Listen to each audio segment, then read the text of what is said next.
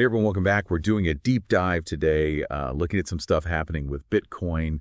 And specifically, we're going to be looking at this tweet, this breaking news tweet that claimed BlackRock had just bought a ton of Bitcoin. Right. Right as the market was dipping. So, yeah, some people are saying this is business as usual.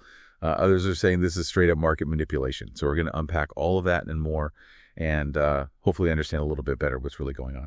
What I think is really interesting about all this is just how different everyone's reactions have been to this one event. It really goes to show you how complex the crypto space is, and especially when you bring in these traditional finance giants like BlackRock. Yeah. Okay, so before we get into all the different perspectives on this, can you just give us like a really quick rundown of who BlackRock is? Like, I know they're a big deal in finance, but why is everyone freaking out that they're getting into Bitcoin? Sure. So BlackRock is basically like the king of the financial world. They manage trillions of dollars in assets. They're the world's largest asset manager.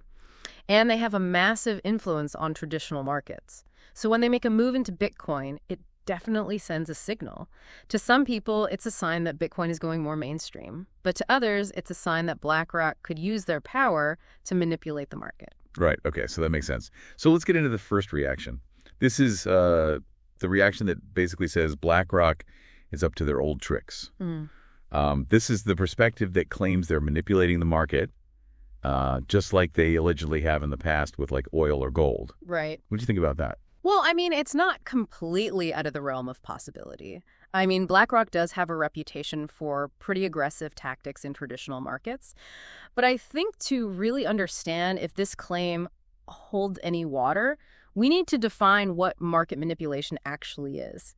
At its core, it's about artificially inflating or deflating the price of an asset, and doing that to make a profit. Now, there are historical examples of this happening in traditional markets. Think about the Hunt brothers trying to corner the silver market in the 80s. They just drove the price of silver way up, but then the bubble burst, and they ended up losing a fortune. Oh, yeah, that was a crazy story. So could something like that happen with Bitcoin?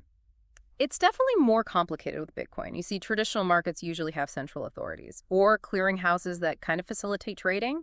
But Bitcoin operates on a decentralized network that's spread across thousands of computers all over the world. So there's no single entity in control, which makes it way harder to manipulate. So even if BlackRock wanted to pull some shady stuff, they couldn't just like snap their fingers and make it happen. Yeah. Exactly. Think about the sheer size of the Bitcoin market. I mean, its market cap, the total value of all Bitcoin in circulation. It's huge. To really move the price, you would need an astronomical amount of money. Plus, you got to think about the role of market makers. They're the ones who provide liquidity, so they're constantly buying and selling. Just to ensure that trading goes smoothly, they're not to just let someone manipulate the market without putting up a fight. So you're saying that manipulating the Bitcoin market isn't as easy as it sounds. Right. It would be an absolutely massive undertaking, even for a giant like BlackRock. And if they tried and failed, the backlash would be incredible. Yeah, okay. So that first perspective, that's a pretty dramatic take. Let's hear what the other side has to say.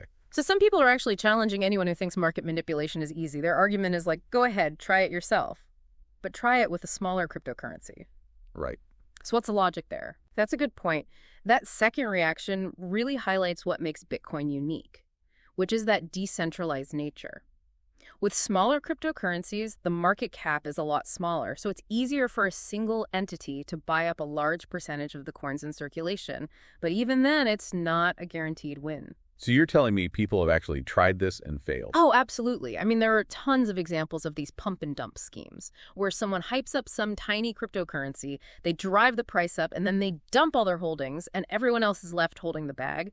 But these schemes almost always fall apart quickly. And they're incredibly risky because remember, to make money, you actually need to find someone to buy from you at that inflated price. Right. Yeah, that makes sense. So it sounds like even with smaller cryptocurrencies, manipulating the market is a lot harder than it might seem. But this brings us to the third reaction, which takes like a super deep dive into how the market actually works. Yeah, this reaction gets pretty technical. But I think it's super important to look at because it really challenges the idea that market manipulation is always this evil scheme that's orchestrated by a few bad actors. This perspective actually argues that a certain level of manipulation is kind of baked into the system itself. Okay. I'm intrigued, but also a little intimidated. Can you break some of this down for us? Sure. So this reaction dives into the world of market mechanics. It talks about things like stop-loss hunting, liquidity, spoofing, and layering. These are all tactics that can be used to influence how the price moves, but it's important to remember that they're not necessarily illegal or even inherently bad. Wait a minute. Those terms already sound kind of shady to me. Can you walk us through those one by one? I'm feeling a little lost already. Of course. Let's start with stop-loss hunting. So imagine you're a trader and you've set a stop-loss order, which basically says, if the price of Bitcoin drops below a certain point, sell my Bitcoin automatically.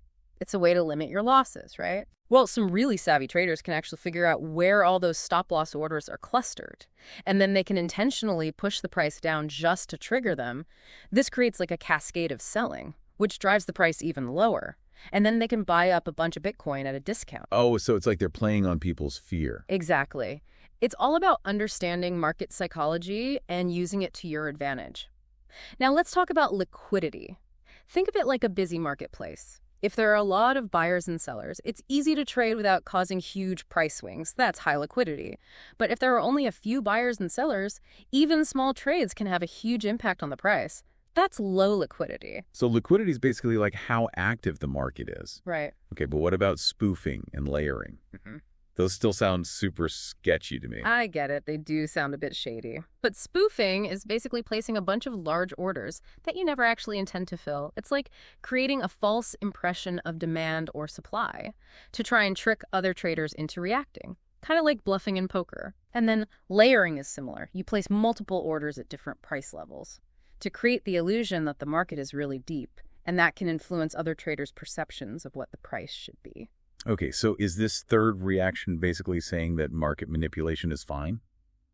Not exactly. It's more nuanced than that. This perspective is saying that the line between legitimate market making and manipulation can be really blurry. It's about recognizing that prices aren't always just driven by pure supply and demand. There are other forces at play. And understanding those forces is key to understanding how to navigate this whole complex landscape. This is a lot to think about. So we've got these three reactions, each with a different take on what's going on with BlackRock and this whole market manipulation thing. What are your initial thoughts? Do any of these perspectives resonate with you more than others? It's fascinating, right? I mean, each one of these kind of gets at something important. The cynical view reminds us about who has the power. The more pragmatic one says, hey, it's actually pretty tough to manipulate this market. And then that really technical one makes us rethink our assumptions about how markets even work in the first place. It's like we got all these puzzle pieces, and we're trying to figure out how they fit together. But with all this talk about, market mechanics and the potential for manipulation, it makes me wonder, what does this mean for the average person who's invested in Bitcoin? Should we be worried about getting caught in the crossfire? Yeah, that's a great question. And I think it's something a lot of people are thinking about right now. I think it's important to remember, though, that even with these big institutional players like BlackRock coming in, Bitcoin is still fundamentally different from traditional markets. Its decentralized nature gives us a level of transparency that you just don't get in traditional finance. Okay, so how can the average investor protect themselves then? Is it all about just staying informed, like really understanding how all this complex stuff works? Yeah, knowledge is definitely power in this space. The more you understand about how the market works, the better decisions you'll be able to make. But it's not just about knowledge, it's about having a solid investment strategy. Don't get caught up in the hype or the fear-mongering. Do your research, set clear investment goals for yourself, and diversify your portfolio. Right. Don't put all your eggs in one basket. Yeah. But going back to BlackRock for a sec, I'm still kind of curious about the long-term implications of all this. Could this be like a major turning point for Bitcoin? Right. Or is it just another bump in the road? Honestly, it's really hard to say for sure what's going to happen. But I think BlackRock's move does raise some big questions about the future of Bitcoin. Will this lead to more people accepting it? And will that drive the price up? Or will this actually lead to more centralization and control, which would undermine the whole point of Bitcoin in the first place? Yeah, so it's like this double-edged sword. There are potential benefits, and then there are also potential risks. Exactly, and it's all playing out right now. Which is exciting, but also kind of scary. Absolutely, and that's part of what makes the crypto space so interesting. It's constantly changing, and we're kind of all part of this big experiment. Speaking of this big experiment, that third reaction that we talked about, the one that was super technical, it mentioned that a lot of retail traders, like the average person, are basically clueless about how the market really works.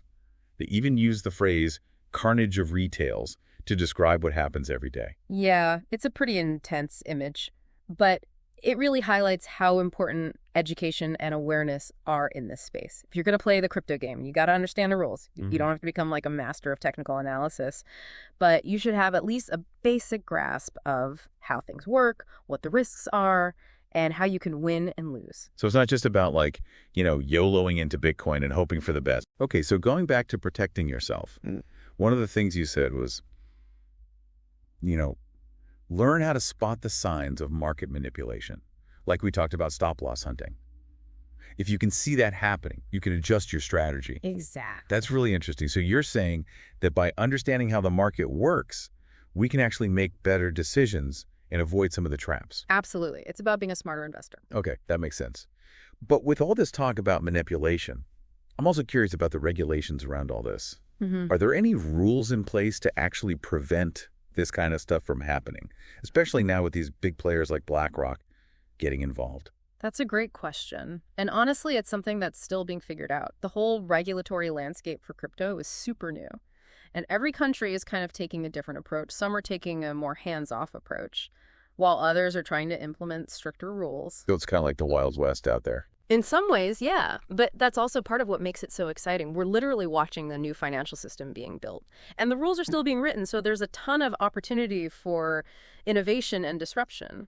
But it also comes with a lot of risks and uncertainty. Yeah, it sounds like uncharted territory for sure. But to bring it back to BlackRock, what kind of regulatory changes do you think we might see specifically in response to their involvement in the Bitcoin market? Well, one thing that could happen is that regulators might start paying more attention to what these big institutions are doing. They might start requiring them to report their activity more closely, maybe even limit how much Bitcoin they can hold, or even require them to register with some kind of regulatory body. For basically more oversight and accountability. Exactly. And that could lead to a more stable and transparent market, which would be good for everyone. Yeah. Okay, so we've talked about these three reactions to BlackRock's big Bitcoin buy and the challenges of market manipulation, and the importance of educating yourself as an investor, and the potential for new regulations. Phew.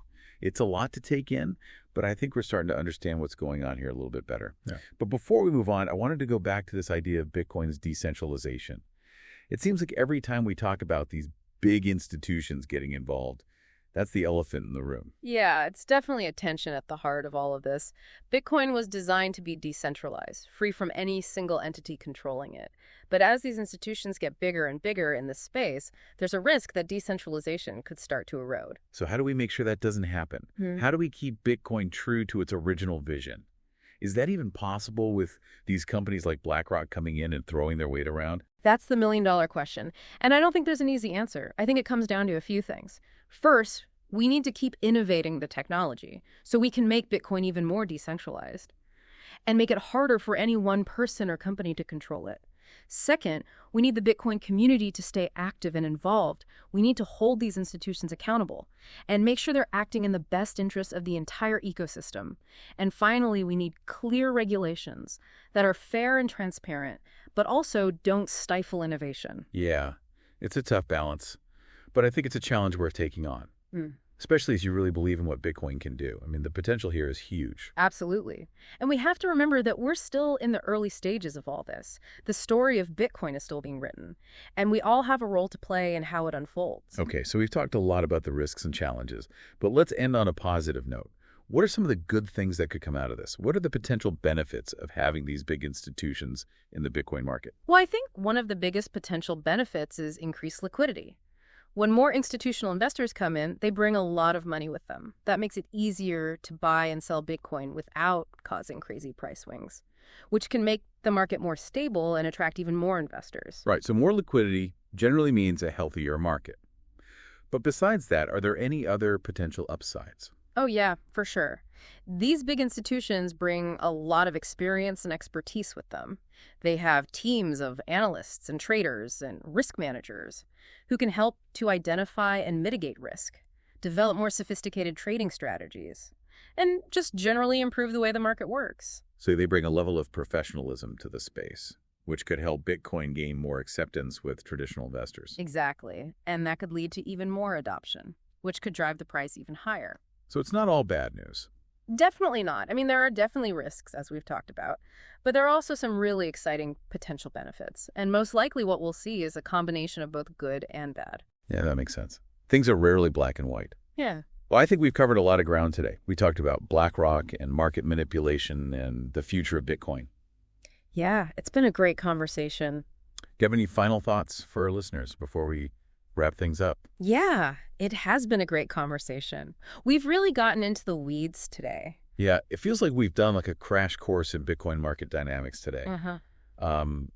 From, people's initial reactions to BlackRock's big Bitcoin buy to, the whole market manipulation thing. Yeah. And all the complex mechanics involved. Right, and we've talked about what happens when these big institutions get involved and what that could mean for Bitcoin and its whole decentralized thing. Exactly. And before we wrap up, I wanted to go back to something you said earlier about how institutional involvement could actually make the Bitcoin market more volatile, not less. Yeah. Kind of a mind-blowing idea because everyone thinks, all the big players are coming in, they're going to bring stability. But you're saying it could actually be the opposite. Yeah, it is a pretty interesting idea. That instead of smoothing things out, these institutions could actually make the price swings even crazier. I mean, they've got so much money and they use all these complicated strategies. Right. It really makes you wonder if the old rules even apply in this new world of crypto. It's like they could become the new whales, Right. like the ones that can really make waves in the market. That's a perfect analogy. And remember, we were talking about things like stop-loss hunting. Imagine an institution that has enough money to identify all those clustered stop-loss orders. Yeah. And then just wipe them all out. Yeah. I mean, the potential for huge price swings is definitely there. Okay. That's a little scary to think about. But let's play devil's advocate for a minute. Couldn't you argue that this kind of volatility, even though it might be bad for the average investor, could actually be good for the market as a whole?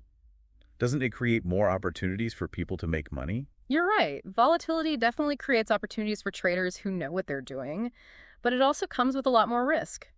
And for the average person who's just trying to invest, it can be really dangerous. Yeah. Okay, so it's about finding that balance. Yeah. Between, keeping the market healthy and active and making sure people don't get completely wiped out. But before we wrap up today, I want to leave our listeners with one final question to think about. We've been talking a lot about these institutions. But what about the individual investor? Like, what role do we play in all of this? Do we even have any power anymore? Or are we just along for the ride? That's such a great question, and I think it's one that everyone in the crypto space should be asking themselves. My belief is that individual investors still have a ton of power. Remember, what makes Bitcoin special is that it's decentralized. No one person or company can control it, not even BlackRock. So what can we do then as individual investors? How can we make sure Bitcoin stays true to what it was supposed to be? The most important thing is to stay informed. Learn about the technology. Learn about how the market works. Understand the risks and the opportunities. Don't just get your information from headlines or social media. Dig deeper. Question what you hear and think for yourself. Yeah, knowledge is power, as they say. Exactly. The more you know, the better decisions you'll make. And don't be afraid to speak up. Share your ideas. Challenge the way things are. And fight for the future you want to see for Bitcoin. So it's not just about buying Bitcoin and holding on to it. It's about being an active participant in this whole movement. Absolutely. And remember, even small actions can make a difference. You can support businesses that share your values. You can advocate for responsible regulations. You can spread awareness about Bitcoin to other people. All of these things contribute to creating a better future for Bitcoin. Wow, that's really inspiring. Well, that's all the time we have for today. Thanks for joining us for this deep dive into the world of Bitcoin. We talked about BlackRock, market manipulation, and the future of this incredible technology. We covered a lot of ground today. From cynical reactions to technical explanations, we talked about the potential benefits and risks of having these big institutions in the market.